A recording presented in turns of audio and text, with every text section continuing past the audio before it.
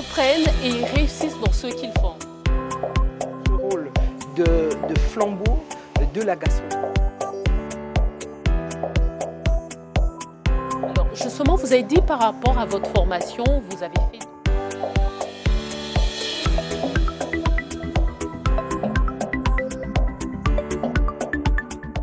Ils entreprennent et ils réussissent dans ce qu'ils font. Ils ont entrepris et ils ont réussi dans ce qu'ils ont entrepris. Ils se souviennent des faits historiques. Et tout ça, ils en parlent ici, dans Portail du Succès. Mesdames et messieurs, bienvenue dans Portail du Succès, cette émission que vous avez l'habitude de suivre toutes les semaines sur New Image TV. Et aujourd'hui, nous recevons une dame. Cette dame, elle est dans la restauration. Il s'agit de Madame Nathalie Fodéry Ekila, que je vais recevoir juste après cette transition. Oh, Madame Bonjour, Nathalie. bonjour. On se fait la bise? Oui, voilà. À la congolaise, en tout cas, là, c'est Bien trois, sûr, bien vraiment. sûr. D'accord. Prenez place, s'il vous plaît. Merci, je vous remercie. Alors, bienvenue sur ce plateau. Et j'aimerais plutôt dire merci à vous de nous accueillir parce que nous sommes dans votre restaurant. Tout à fait. Il s'agit du restaurant India chez Maman Ekila. Et vraiment, il y a un accueil chaleureux. Nous sommes vraiment contents, en tout cas. Alors, d'emblée, je vais aller pour vous poser la question. D'après vous, qu'est-ce qui fait une expérience réussie, une expérience client réussie dans un restaurant? Alors, dans une expérience client réussie, ça commence dès l'accueil. Et de l'accueil à tout le circuit, à l'installation du client, la présentation de la carte, les suggestions qu'on peut leur faire, tout ça avec de l'enthousiasme. Et la manière dont on va les servir. Les plats, c'est d'abord on mange avec les yeux, on mange avec le nez et puis on mange avec la bouche. Et cet accueil et puis ensuite prendre soin de ce client tout au long du parcours, de son repas, s'enquérir sans trop l'étouffer, sans trop interférer avec l'atmosphère dans laquelle il est, mais quand même s'enquérir de ce que tout se passe bien, jusqu'à bien débarrasser la table, toujours le petit mot gentil, montrer qu'on est soucieux, que ça s'est bien passé, que les gens ont bien mangé, qu'ils n'ont pas de réclamations, qu'ils n'ont besoin de rien, et jusqu'au moment de les raccompagner dehors après avoir payé l'addition. Donc c'est vraiment le tout, donc c'est l'accueil, la qualité du service, la qualité des produits qu'on offre, et puis le prix aussi, mais on doit se retrouver, hein. On ferait du bénévolat si on le pouvait, parce qu'évidemment, on a ce sentiment d'être les représentants de la cuisine congolaise. Je sais qu'on va en parler, Oui. vu l'histoire du restaurant, mais voilà, il faut quand même le prix, mais on cherche à avoir un rapport qualité-prix qui soit honnête. Ne pas vendre de la poudre aux yeux aux gens, respecter le client. Okay. Voilà, donc c'est un petit peu ça qui, je pense, peut faire une expérience client réussie. D'accord. Alors justement, vous êtes dans ce domaine, vous êtes dans la restauration. Alors, qu'est-ce qui a fait que vous puissiez vous lancer à la restauration? Alors moi, je m'inscris dans la lignée de ma mère, qui est la personne qui a créé, s'est lancée dans la restauration, parce que je fais aussi de la communication, je travaille aussi dans la communication, la production d'émissions aussi d'ailleurs à côté, mais je fais la gestion. Nous aimons dans la famille tous manger, bien manger, et donc je me suis inscrite dans la lignée de ma mère. C'est elle qui a commencé ce métier-là dans les années 70 en Belgique, 80 ici, donc nous sommes ici à... Nous avons déjà dépassé les 40 ans d'existence ici et les 50 ans en Europe, à Bruxelles. Voilà, moi c'était au départ beaucoup la gestion, mais comme j'aime aussi manger, évidemment je me suis investie dans la cuisine, sur la carte, où l'aspect gestion aussi est important, notamment pour pouvoir être rapide par exemple. Voilà. Alors, quelle est votre inspiration sur le plan culinaire? Quelle est votre plus grande inspiration? Bon, sur le plan culinaire, nous faisons la cuisine vraiment congolaise. Nous sommes de l'Équateur, donc cette cuisine-là, elle est influencée évidemment par la cuisine de cette région, qui est une cuisine riche, variée en source d'aliments, qui est appréciée, hein, je pense. Elle fait partie des cuisines les plus appréciées, puisqu'au Congo, on ne doit pas parler d'une seule cuisine congolaise. Il y a des cuisines. Moi, je parle des cuisines des différents terroirs de la RDC, puisque chaque bloc culturel a ses spécificités. Et comme on peut parler de la cuisine italienne et de la cuisine espagnole, il y a des cuisines en RDC. Donc, c'est ça notre source d'inspiration, Oui. la tradition culinaire, les traditions culinaires de la RDC. Voilà. Après, on peut y ajouter, la cuisine, c'est de la chimie, c'est de la transformation.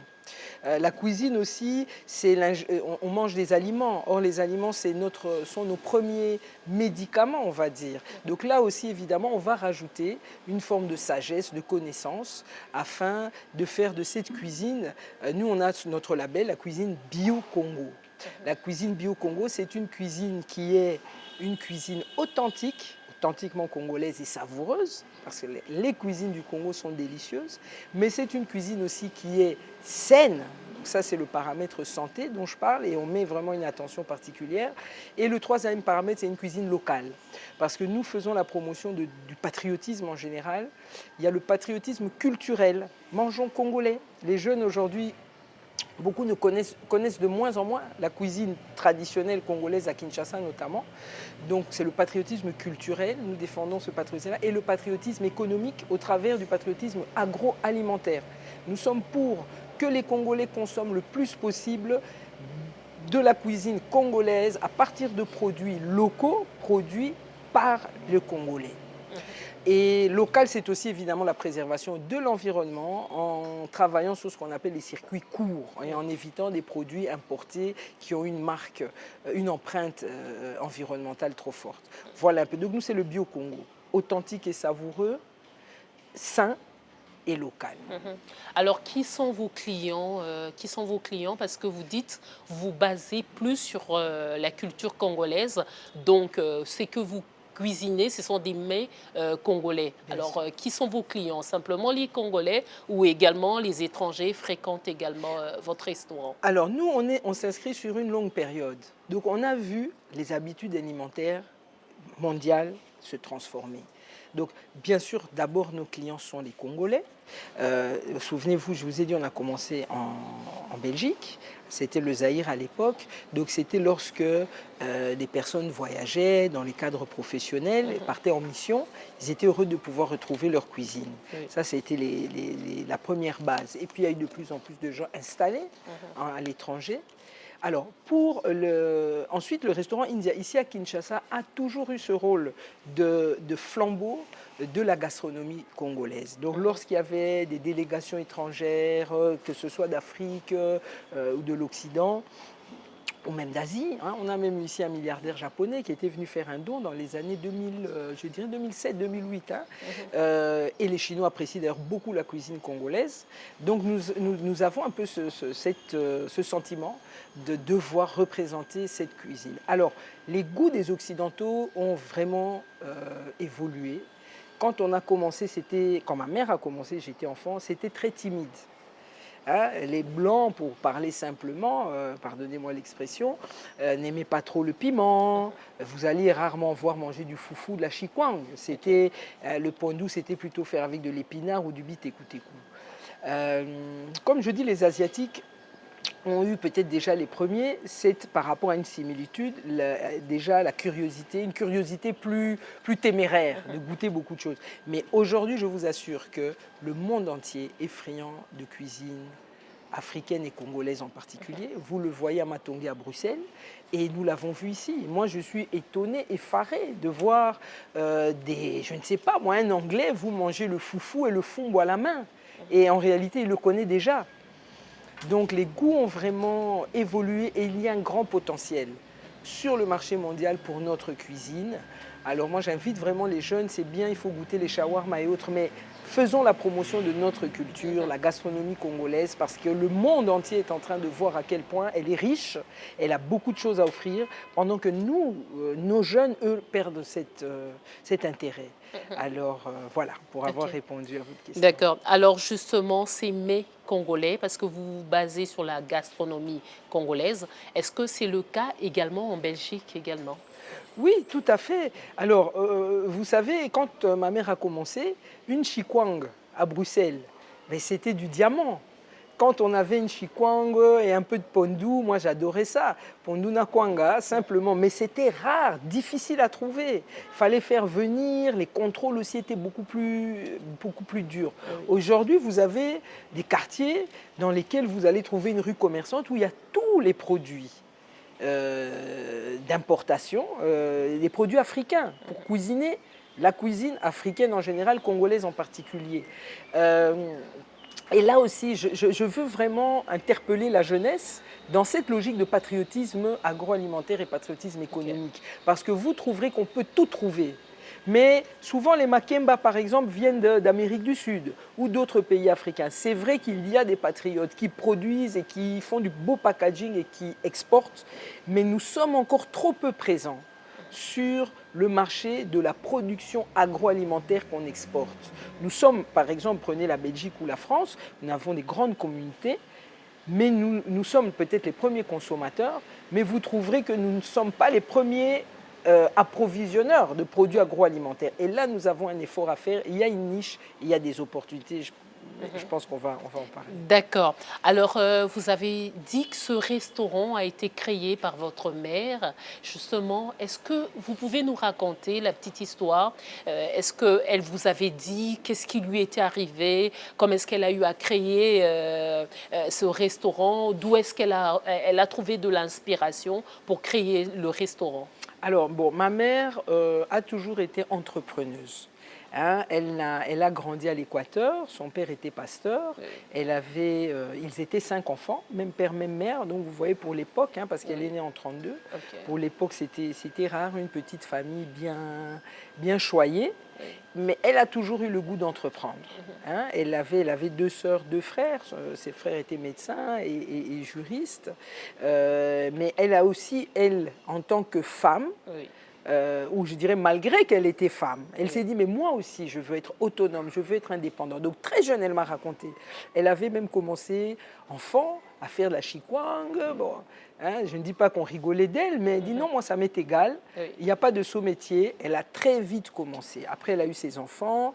Pendant un certain temps elle était surtout elle s'occupait de ses enfants. Moi je suis de loin la plus jeune. Donc à partir d'un certain âge, hein, vers au-delà de 35 ans, elle s'est dit non, maintenant moi je veux aussi être autonome. Elle ne manquait de rien, mais elle avait envie de se sentir autonome. Et aussi, elle avait toujours eu, avant d'avoir un but, c'est donner un sens à sa vie, être utile, faire quelque chose, exister au travers de ce qu'on fait.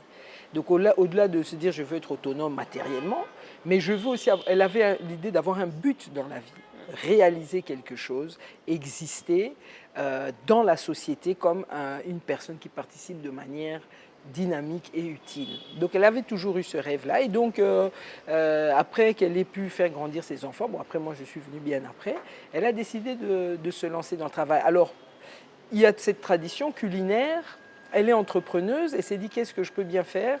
J'ai beaucoup d'amis qui viennent ici en Belgique, nous on est là déjà, ah ce serait peut-être pas mal. Il y a une niche, il y a une opportunité. Eh bien moi avec ce que je sais faire et cette opportunité-là, Oui. je me lance. Et c'est comme ça qu'elle a commencé. Alors, pourquoi India? Que veut dire India? Très bonne question. Et vous dites bien India. Parce que souvent ici on dit India. Je dis mais India c'est quand même un nom congolais. Pourquoi vous me dites India? Ok. India, vous savez que c'est une rue ici à Matongé, n'est-ce pas? Ok. C'est le I du village Molokai. Ok. C'est aussi une rivière au Bandundu. Mais nous, ce qui nous intéresse, c'est le I du village Molokai. Je vous ai dit, ça a commencé dans les années 70 à Bruxelles. Et à l'époque, le quartier où il y avait l'ambiance, à Kin, c'était rue India. Oui. Il y avait les disquaires, hein, bon, il y a Matongé en général, mais particulièrement India. Donc, avoir appelé le restaurant à l'époque India, c'est comme si, bon, je ne sais pas, vous ouvrez à Paris et vous appelez ça couloir, je ne sais pas moi, bon, vous appelez ça Capella ou Cheta 3, vous voyez, en clin d'œil aux endroits qui bougent, au même moment. C'est ça, en fait, l'origine du nom India. Ok. Et selon certaines légendes, vous savez qu'on parle d'un Matongé à Bruxelles, certaines légendes vous diront que le nom Matongé vient du fait qu'il y avait un restaurant indien dans ce quartier qui n'était pas encore très développé. Il y avait la maison africaine, il n'y avait pas encore autant de Congolais ou d'Africains. Donc une des légendes sur l'origine du nom Matongé Bruxelles serait que c'est le restaurant donc, de notre maman.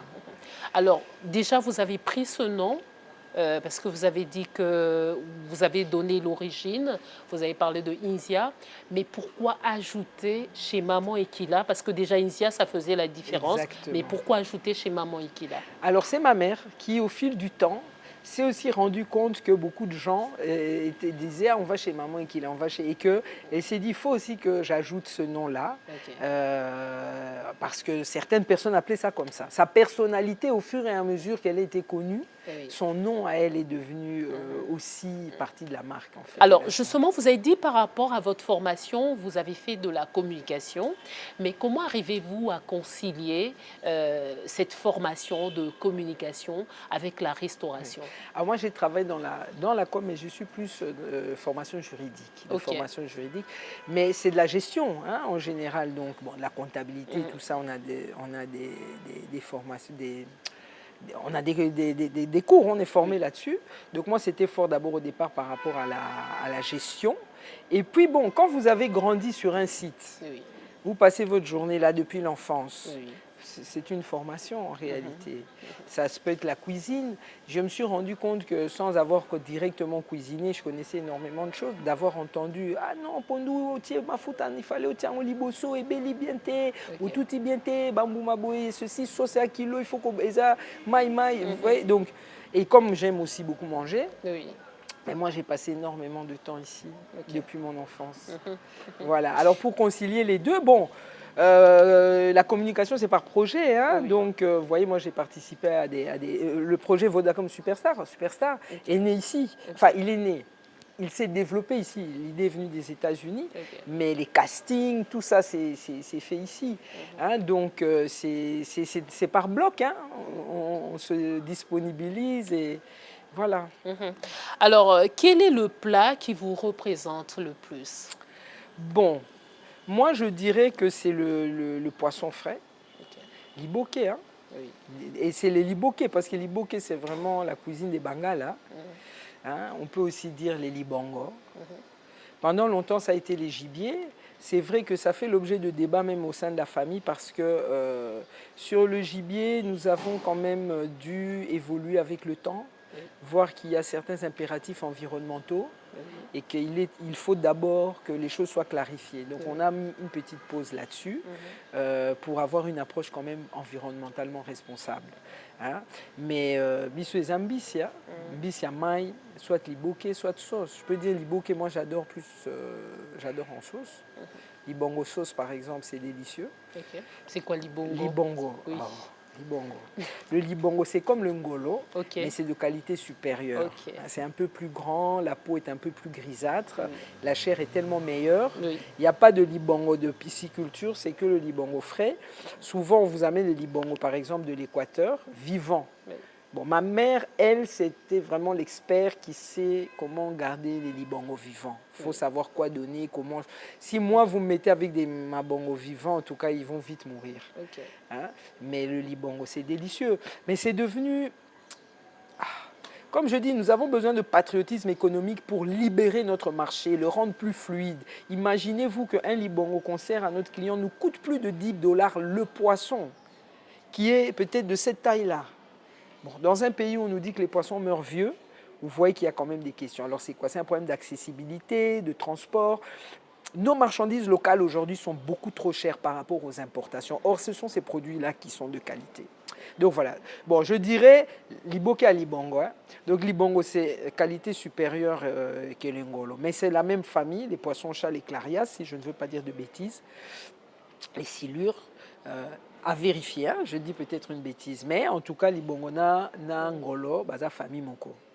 Mais c'est une de qualité supérieure, c'est tellement bon. Même l'ibongo grillé barbecue, c'est un délice. Vous ne connaissiez pas? Non, non, C'est pas vrai. non. Donc vous voyez qu'il y a un travail à Oh, faire. Hein. vraiment, vraiment, vraiment. Alors, quels sont les défis que vous avez rencontrés en tant que femme dans ce secteur? Ah, les défis. Bon, en tant que femme, c'est difficile d'être toujours pris au sérieux. Hein. Vous pouvez venir pour parler affaires, mais on vous emmène ailleurs. Ça, c'est un des défis. Mais je pense que si on ne se met pas de limites, et ça, c'est la particularité d'une personne comme ma maman, qui est une femme de l'Équateur, et c'est vrai, on rigole souvent, les femmes d'Équateur, des femmes légères, non, ce sont des femmes libres. Ok. Beaucoup de femmes, premier permis de conduire, premier ceci, premier cela, sont des femmes de l'Équateur. Parce qu'à l'Équateur, il y a une certaine conception justement de la femme qui la met quasiment sur un pied d'égalité avec les hommes. Donc, par exemple, à l'époque même coloniale, ils avaient trouvé plus facile d'envoyer, les pères envoyaient aussi facilement leurs filles que leurs garçons à l'école. Donc, quand vous avez cette idée-là, que vous ne devez pas vous limiter, hein, Oui. bon, la vie est faite d'obstacles, hein, pour tout le monde, toutes sortes d'obstacles. Donc, je crois que c'est d'abord la conviction, soi-même de sa propre liberté, de sa propre égalité. Le reste, vous allez le prendre, comment dirais-je, faire contre mauvaise fortune, bon cœur. Du coup, je vous dirais qu'il n'y a pas beaucoup de grandes difficultés spécifiques. Vous pouvez trouver des hommes qui ne veulent pas se faire commander par une femme. Bah, il ne va pas travailler avec vous.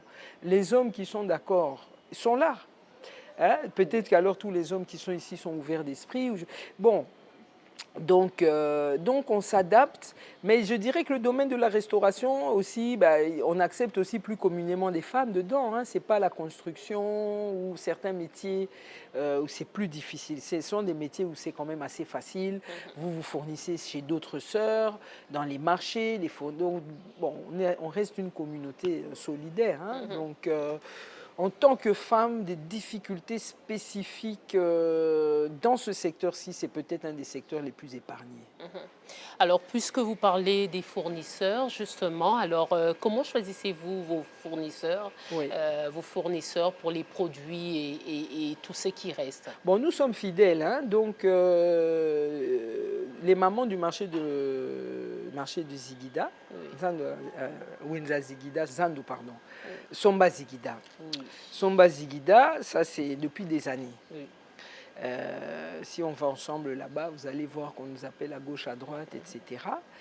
Parce que nous consommons et nous voulons consommer le plus possible de produits locaux produits par 100% des Congolais. Ça, c'est important. Oui. Ce n'est pas par rejet d'autrui, c'est par soutien de notre économie. On en a besoin, on en a vraiment besoin. Alors, en dehors de ça, certains produits, par exemple, si je peux me permettre de citer, vous avez les frères du Kivu, hein,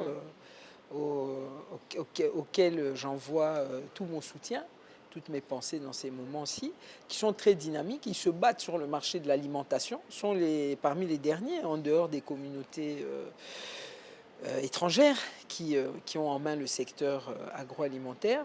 Vous trouvez qu'il y a quand même des gens de l'Est qui se battent là pour avoir leurs alimentations locales. Je ne peux pas citer leur nom, j'imagine. Mais par exemple, pour la chèvre, c'est la chèvre qui vient de Goma. La pomme de terre, moi, en tout cas, je ne peux jamais acheter autre chose que la pomme de terre de Goma. Et d'ailleurs, nous avons des frites, mais nos frites, ce sont des frites de Goma. On ne prend pas les surgelés. Alors, nous avons des fournisseurs qui, par exemple, pour le poisson fumé, nous allons au Libango, où on va aussi acheter. Peut-être on peut aussi monter un peu plus haut jusqu'à Maluku pour certains poissons. Les Libango, ça vient de Mbandaka. On a aussi des fournisseurs. Bon, ce sont souvent des mamans, hein, leurs petits-fils ou moins. On a aussi certains poissons qui viennent du Bas-Congo, côté rivière.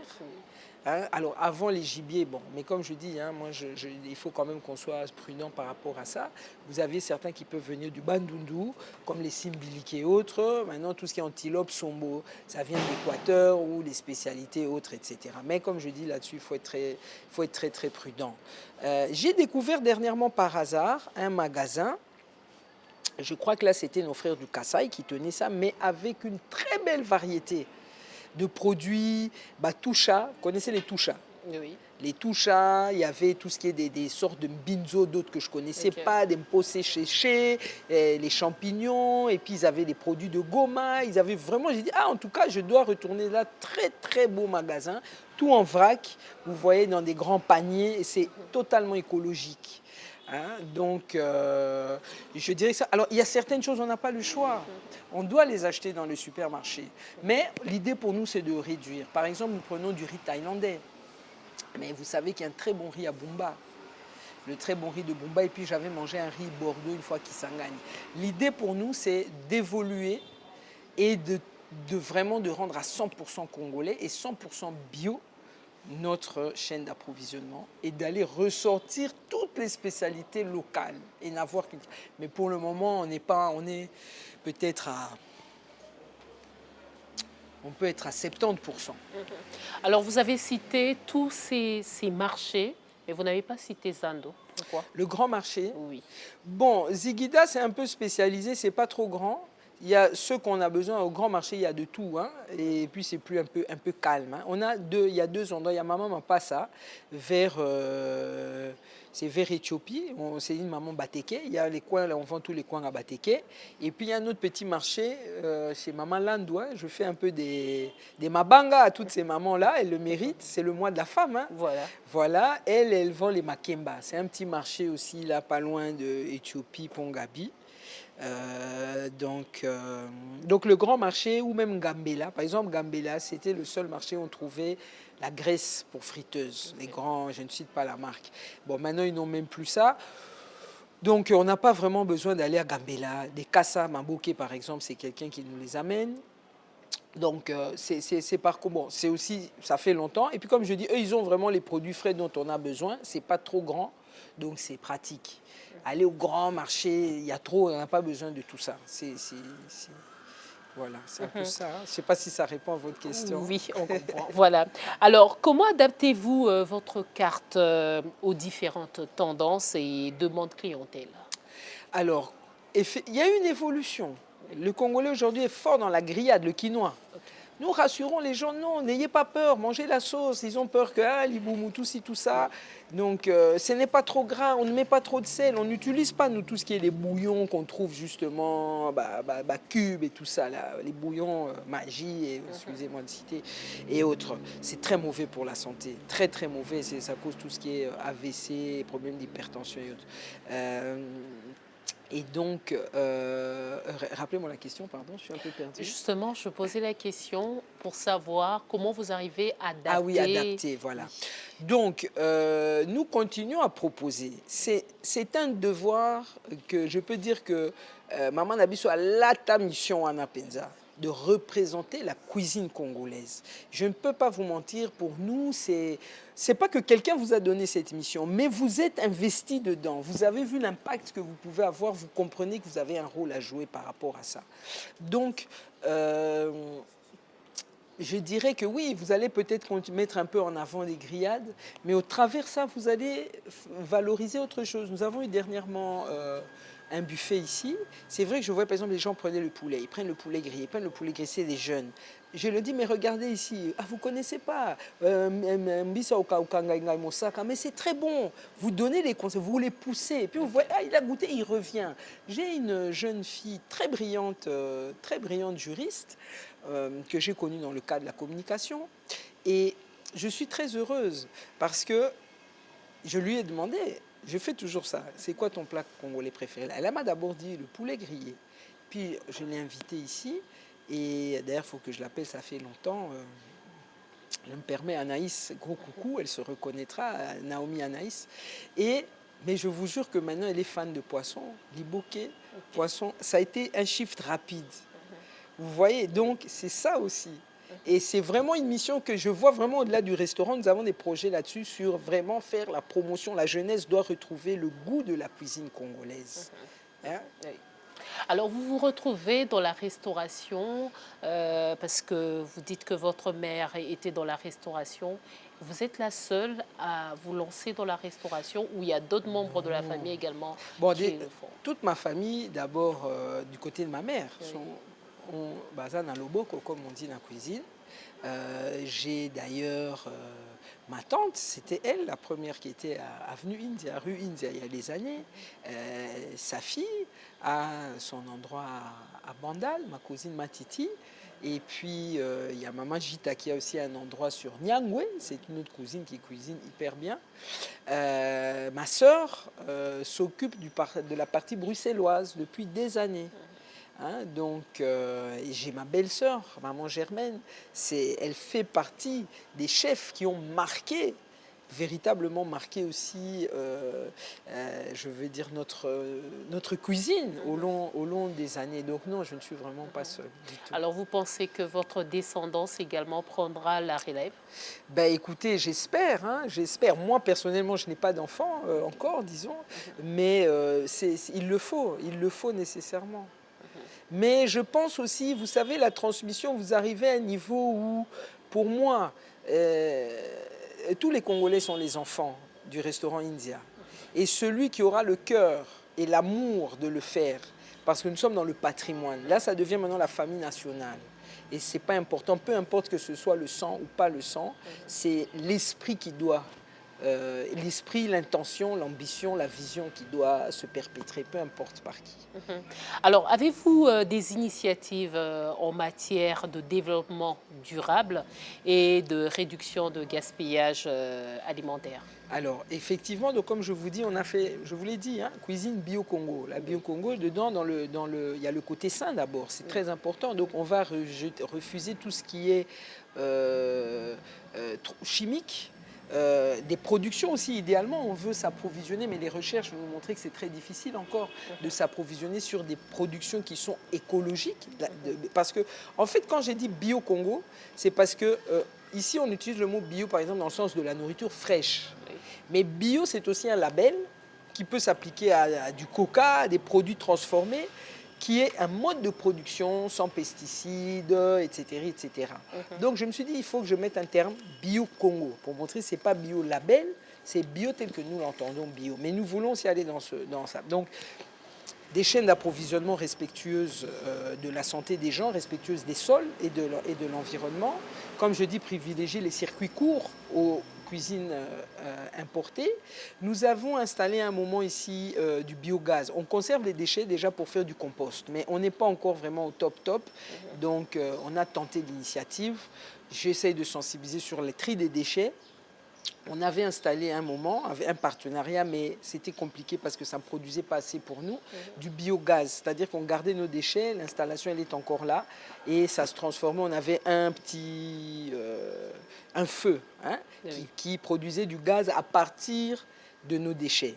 Ça, on l'a mis en place. Donc vraiment, nous sommes à 100% dans une logique environnementale. Hein. Alors, Madame Nathalie, nous sommes arrivés... Écologique plutôt, oui. Nous sommes arrivés à la fin de cette émission, mais je vais revenir sur une question que je vous ai posée au début et je pense qu'elle est vraiment importante. Alors, je reviens sur cette question. D'après vous, qu'est-ce qui fait une expérience client réussie dans un restaurant? C'est important pour ceux qui vous suivent et surtout pour la jeunesse qui va prendre la relève de savoir justement qu'est-ce qui est une expérience réussie de la clientèle. Alors, comme j'ai dit, je vous ai donné tout à l'heure le point de vue du client. Hein, je récapitule vite. Il faut un très bon accueil, chaleureux, mais pas étouffant. Très, très bon accueil, bon service. Le cadre doit être agréable. Les produits, ça fait partie de la qualité du service, doivent être là. C'est ce que vous avez à la carte. Et puis, ce que vous allez servir, on mange avec les yeux, ça doit être beau. On mange avec le nez, ça doit sentir bon. Et on mange avec la bouche, évidemment, ça doit être bon. Et puis bon pour le goût, mais bon aussi pour la santé.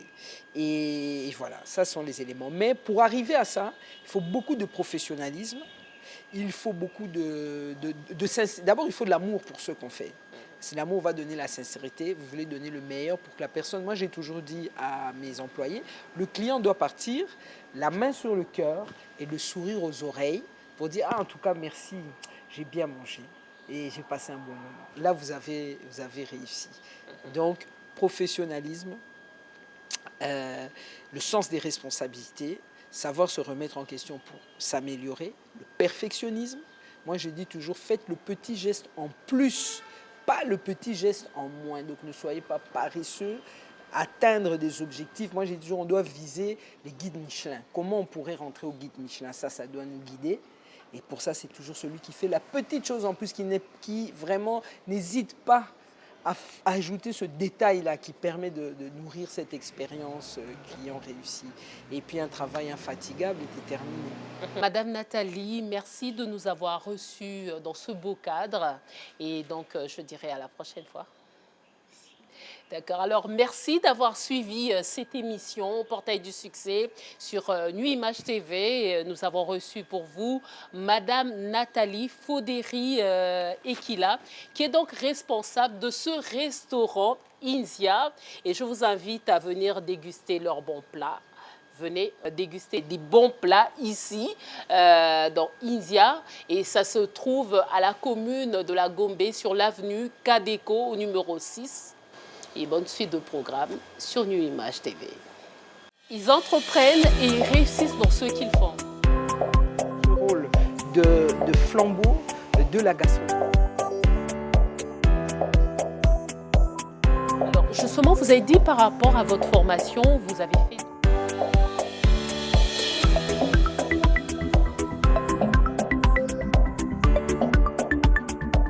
Et bonne suite de programme sur Nuit Image TV.